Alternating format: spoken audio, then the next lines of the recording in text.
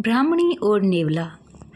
एक बार देव शर्मा नाम के ब्राह्मण के घर जिस दिन पुत्र का जन्म हुआ उसी दिन उसके घर में रहने वाली नकुली ने भी एक नेवले को जन्म दिया। देव शर्मा की पत्नी बहुत दयालु स्वभाव की स्त्री थी। उसने उस छोटे नेवले को भी अपने पुत्र के समान ही पाला पोसा और बड़ा किया। वह नेवला सदा उसके पुत्र के साथ खेलता था। दोनों में बड़ा प्रेम था। देव शर्मा की पत्नी भी दोनों के प्रेम को देखकर प्रसन्न थी, किंतु उसके मन में यह शंका हमेशा रहती थी कि कभी यह नेवला उसके पुत्र को न काट खाए। पशु के बुद्धि नहीं होती, मूर्खतावश वह कोई भी अनिष्ट कर सकता है। एक दिन उसकी इस शंका का बुरा परिणाम निकल आया। उस दिन देव शर्मा की पत्नी अपने पुत्र को एक वृक्ष की छाया में सुलाकर स्वयं पास के जलाशय में पानी भरने गई थी। जाते हुए वह अपने पति देव शर्मा से कह गए थे कि वहीं ठहरकर वह पुत्र की देखरेख करें, कहीं ऐसा न हो कि नेवला उसे काट खाए। पत्नी के जाने के बाद देव शर्मा ने सोचा, नेवले और बच्चे में गहरी दोस्ती है, नेवला बच्चे को हानि नहीं पहुंचाएगा। यह सोचकर वह अपने सोए हुए बच्चे और नेवले को वृक्ष की छाया में छोड़कर स्वयं भिक्षा के लोभ से कहीं चल पड़ा। देववश उसी समय एक काला नाग पास के बिल से बाहर निकला। नेवले ने उसे देख लिया। उसे डर हुआ कि कहीं यह उसके मित्र को न डस ले, इसलिए वह काले नाग पर टूट पड़ा और स्वयं बहुत शत विक्षत होते हुए भी उसने नाग के खंड खंड कर दिए। शाम को मारने के बाद वह उसी दिशा में चल पड़ा जिधर देव शर्मा की पत्नी पानी भरने गई थी। उसने सोचा कि वह उसकी वीरता की प्रशंसा करेगी, किंतु हुआ इसके विपरीत।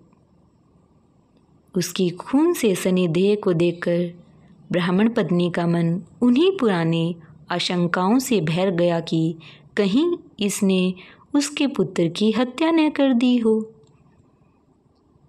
यह विचार आते ही उसने क्रोध से सिर पर उठाए घड़े को नेवले पर फेंक दिया। छोटा सा नेवला जल से भारी घड़े की चोट खाकर वहीं मर गया। ब्राह्मण पत्नी वहां से भागती हुई वृक्ष के नीचे पहुंची। वहां पहुंचकर उसने देखा कि उसका पुत्र बड़ी शांति से सो रहा है और उसके कुछ दूरी पर एक काले सांप का शरीर खंड खंड हुआ पड़ा है। तब उसे नेवले की वीरता का ज्ञान हुआ। पश्चाताप से उसकी छाती फटने लगी। इसी बीच ब्राह्मण देव शर्मा भी वहां आ गया। वहां आकर उसने अपनी पत्नी को विलाप करते देखा तो उसका मन भी संशंकित हो गया, किंतु पुत्र को कुशलपूर्वक सोते देख उसका मन शांत हुआ।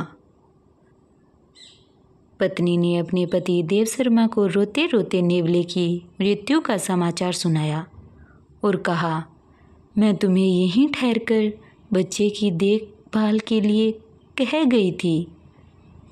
तुमने भिक्षा के लोभ से मेरा कहना नहीं माना, इसी से यह परिणाम हुआ है। सीख, बिना विचारे जो करे सो पाछे पछताए।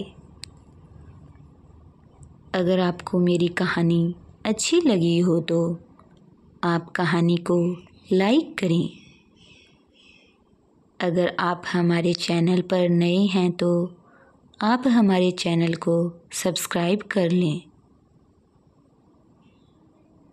कहानी को ज़्यादा से ज़्यादा शेयर करें।